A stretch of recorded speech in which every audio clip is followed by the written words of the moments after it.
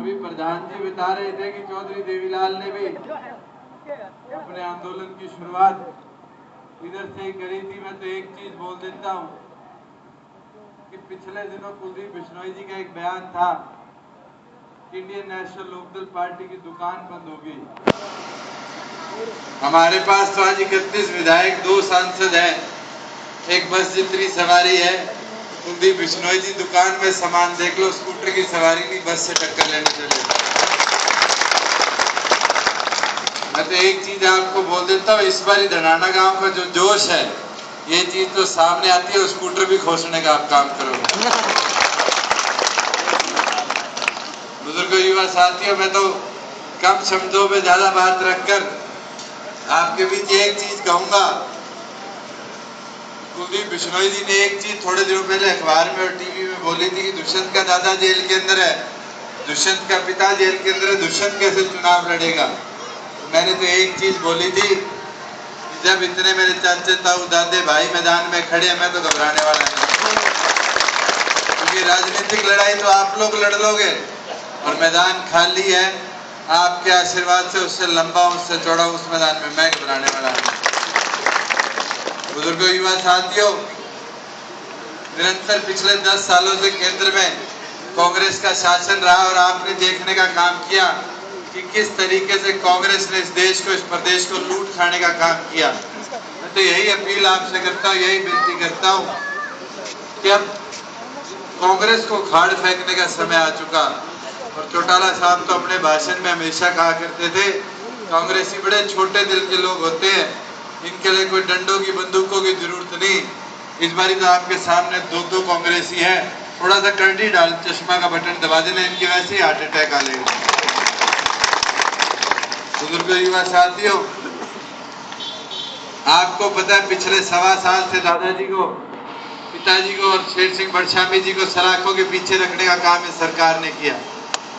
आरोप लगाया गया कि भ्रष्टाचार फैलाया और उसी जज ने नीचे लिखने का काम किया, भाई 1 रुपए का लेन देन नहीं हुआ, कोई हमारे गांव का नहीं लगा, कोई हमारे परिवार का नौकरी नहीं लगा, अगर लगे तो आप जैसे ग्रामीण अंचल से जुड़े कमेरों के बच्चों को रोजगार दिया। हमने तो 3206 घरों में रोटी दी, किसी की रोटी छीनने का काम तो नहीं किया। और आज तो मैं फिर भरे मत से बोल कर जा रहा हूँ कि इस बार कड़ी डाल जोटा मारते हो। अब तो 3206 लगाए थे, 2.5 लाख नौकरी खाली पड़ी है, वो भी आपके बच्चों को दी। युवा साथियों, मैं तो यही प्रार्थना आपसे करूंगा कि 8 तारीख को सुबह 10 बजे हिसार लोकसभा क्षेत्र की एक बड़ी जनसभा है। वहां पर पंजाब के मुख्यमंत्री, एनडीए के संयोजक सरदार प्रकाश सिंह बादल जी अपना आशीर्वाद देने पहुंचेंगे।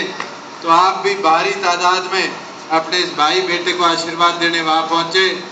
और मैं तो धनाना गांव को एक चीज बोल सकता हूं कि आपके तो डबल ट्रिपल फायदा है। ये युवा साथियों के बारे में सोचो, इनका एक भाई सांसद होगा, दादा इनका मुख्यमंत्री होगा, दिग्विजय हमने आपको गोद दे ही रखा है।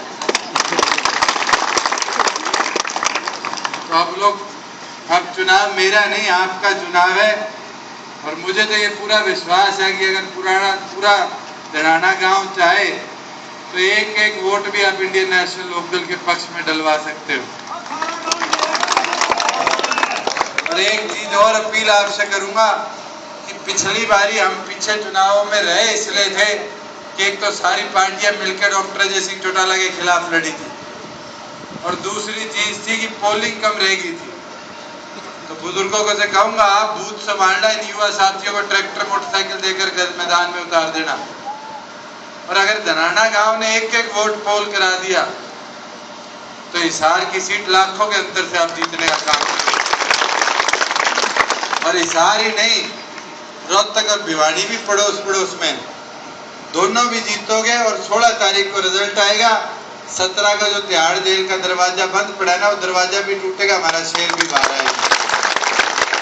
भूपेंद्र हुड्डा जी सोचते होंगे कि 5 महीने और सरकार चला देंगे, बीच बेचारे उस सरकार को भी घेरेंगे और चौधरी ओम प्रकाश चौटाला जी को इस प्रदेश का मुख्यमंत्री बनाने का काम करेंगे। और सोनिया गांधी जी, रॉबर्ट वडेरा को जेल में डाल के ले जाना, जिस आदमी ने 7,500 एकड़ जमीन हमारे कमेरों की किसानों की लूटने का काम किया है, उसको बख्शा नहीं जाएगा, सूद समेत उससे भी बदला लेने का काम किया। मैं तो दोबारा धनाना के मेरे सभी बुजुर्गों से, युवा साथियों से यही प्रार्थना करता हूँ कि ये मेरा चुनाव नहीं, आज यहाँ बैठा हर बुजुर्ग चौधरी ओम प्रकाश चौटाला है। हर युवा अपने आप को डॉक्टर अजय सिंह चौटाला समझे और इस लड़ाई को अपनी लड़ाई बनाकर लड़ने का काम करें। दोबारा आप सभी आए करते हुए आपने मान सम्मान दिया, आशीर्वाद दिया, उसके लिए आपका आभारी हूँ, धन्यवादी हूँ। और यही गुजारिश आपसे करूँगा कि संघर्ष का समय है। धनाना गांव ने तो चौधरी देवीलाल जी का भी न्याय युद्ध के अंदर साथ दिया था। मैं तो आप लोगों को इतना बोलता, अब तो आपके बेटे का चुनाव है, आपकी जिम्मेवारी दुगनी हो जाती है उससे। दोबारा आप सभी आए करते हुए मान सम्मान दिया, उसके लिए आपका आभारी हूँ।